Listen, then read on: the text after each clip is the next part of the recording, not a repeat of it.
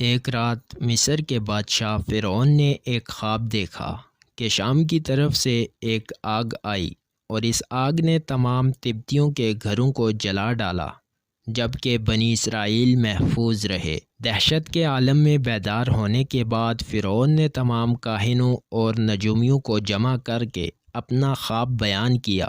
نجومیوں نے اسے بتایا کہ بنی اسرائیل میں ایک بچہ پیدا ہوگا جو فرعون کی بادشاہت کو ختم کر دے گا۔ ناظرین، فرعون خدائی کا دعوے دار اور بڑا ظالم و جابر بادشاہ تھا۔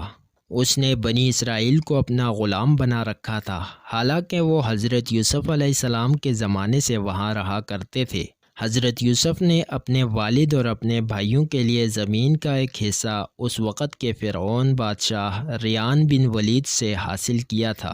حضرت یعقوب کی یہی نسل بنی اسرائیل کہلائی، جو مصر میں خوب پھلی پھولی۔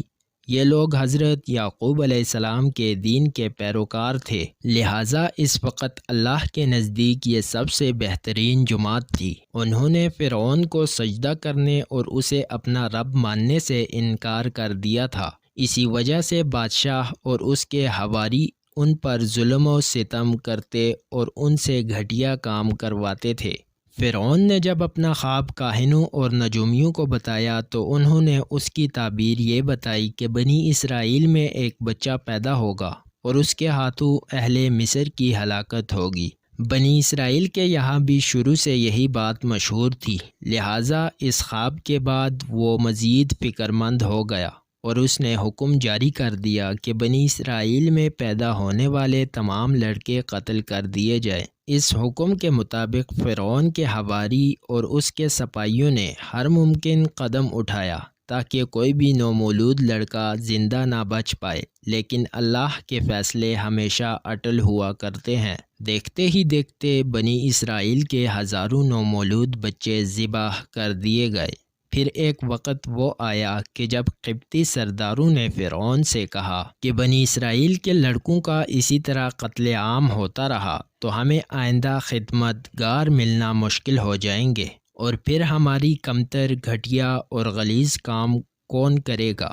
اس پر فرعون نے حکم جاری کیا کہ 1 سال چھوڑ کر بچے قتل کیے جائیں۔ ان دنوں حضرت موسیٰ علیہ السلام کی والدہ اپنے حمل کے ابتدائی دنوں میں تھی۔ اللہ نے ان کی حفاظت کا سامان اس طرح فرمایا کہ ان کی والدہ پر معمول کے مطابق حمل کے آثار ظاہر نہیں ہونے دیے، جس کی وجہ سے آپ فرعون کی چھوڑی ہوئی دائیوں کی نگاہ میں نہ آئیں۔ انہوں نے اس بات کو چھپائے رکھا یہاں تک کہ موسیٰ علیہ السلام کی پیدائش کا وقت آ پہنچا۔ اس بات کے بارے میں سوائے قریبی لوگوں کے کوئی نہیں جانتا تھا۔ نجومیوں نے فرعون کو اطلاع دی کہ وہ بچہ پیدا ہو چکا ہے جس سے تمہاری بادشاہت کو خطرہ ہے۔ یہ خبر سن کر فرعون بدحواس ہو گیا۔ اس کے سپاہیوں نے گھر گھر تلاشی شروع کر دی۔ حضرت موسیٰ کے بھائی حضرت ہارون اس سال پیدا ہوئے جس میں لڑکوں کو قتل نہیں کیا جاتا تھا، جبکہ حضرت موسیٰ علیہ السلام قتل والے سال میں پیدا ہوئے۔ حضرت موسیٰ کی والدہ سخت پریشان تھی۔ 3 مہینے تک انہوں نے حضرت موسیٰ کو چھپا کر رکھا، لیکن زیادہ عرصہ تک بچے کو شاہی جاسوسوں کی نظر سے چھپا کر رکھنا ممکن نہ تھا۔ پھر بھی وہ اپنی پوری کوشش کرتی رہی، یہاں تک کہ ان کے پاس اللہ کا حکم آ گیا۔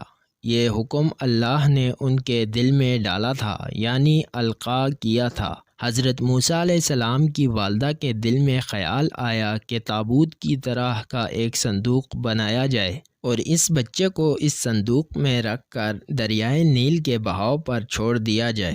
حضرت موسیٰ کی والدہ نے اللہ کے حکم کے مطابق بچے کو صندوق میں رکھا اور دریا میں چھوڑ دیا۔ ساتھ ہی موسیٰ علیہ السلام کی بہن سے کہا کہ تم اس کے پیچھے پیچھے چلتی جاؤ۔ لہٰذا وہ دریائے نیل کی موجوں میں چلے اور ان کی بہن کنارے کنارے چلی، اپنے بھائی کی نگرانی کرتی جا رہی تھی کہ دریا میں ڈالنے کے بعد وہ کہاں جاتے ہیں۔ صندوق بہتا ہوا محل کے تالاب میں پہنچ گیا۔ وہاں فرعون کی بیوی ملکہ اور خادمائیں لطف اندوز ہو رہی تھیں کہ صندوق پر ملکہ کی نظر پڑی۔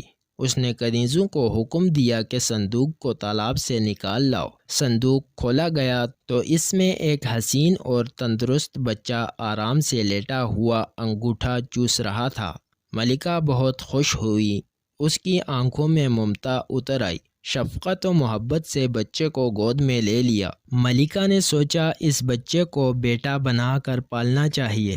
محل میں کسی نے خدشہ ظاہر کیا کہ یہ بچہ بادشاہ کی سلطنت کو ختم کرنے کا سبب بھی بن سکتا ہے۔ فرعون کے دل میں بھی یہی خیال آیا کہ کہیں یہ بچہ بنی اسرائیل کا وہ لڑکا نہ ہو جس کے بارے میں نجومیوں نے پیشن گوئی کی تھی۔ لیکن فرعون کی بیوی نے کہا یہ بھی تو ہو سکتا ہے کہ یہ بچہ ہماری آنکھوں کی ٹھنڈک بنے یا ہم اس کو اپنا بیٹا بنا لیں۔ اس پر فرعون نے کہا یہ صرف تیری آنکھوں کی ٹھنڈک ہے، میری آنکھوں کی ٹھنڈک نہیں۔ میں نہیں چاہتا کہ بنی اسرائیل کا کوئی بچہ میری نگرانی میں پلے۔ حضرت ابن عباس فرماتے ہیں کہ اگر فرعون یہ بات کہہ دیتا کہ یہ میری بھی آنکھوں کی ٹھنڈک ہے تو اللہ تعالیٰ اسے ہدایت دے دیتا، لیکن اس نے یہ کہا کہ یہ صرف تیری آنکھوں کی ٹھنڈک ہے۔ ملکہ نے اس بچے کا نام موسیٰ رکھا جس کے معنی ہیں وہ شخص جو پانی سے نکالا گیا ہو۔ بچے کو جب محل میں لے جایا گیا تو اس نے دودھ کے لیے رونا شروع کر دیا۔ بچے کے پاس دودھ پلانے والیاں لائی گئیں، لیکن بچے نے کسی عورت کا بھی دودھ نہ پیا۔ جو عورت بھی آپ کو دودھ پلانے کی کوشش کرتی ناکام ہو جاتی۔ ادھر موسیٰ علیہ السلام کی بہن دور کھڑی یہ سب دیکھ رہی تھی۔ موسیٰ علیہ السلام کی بہن نے فرعون کی بیوی سے کہا کیا میں تمہیں ایسا گھر نہ بتاؤں جو اس بچے کی تمہارے لیے پرورش کرے اور اس بچے کی خیرخواہ ہو، اس لیے کہ وہ ایک غریب گھرانہ ہے۔ جب انہیں معلوم ہوگا کہ یہ بچہ فرعون کے گھر سے آیا ہے تو انہیں انعام و اکرام ملنے کی امید رہے گی۔ اس گھر میں ایک نیک سیرت خاتون ہے، وہ اس بچے کو بخوشی دودھ پلانا قبول کرے گی۔ فرعون کی بیوی نے کہا چلو ٹھیک ہے، لہٰذا آپ کی بہن انہیں گھر لے کر آئی۔ والدہ محترمہ نے بچے کو دودھ پلایا تو آپ نے فوراً دودھ پینا شروع کر دیا۔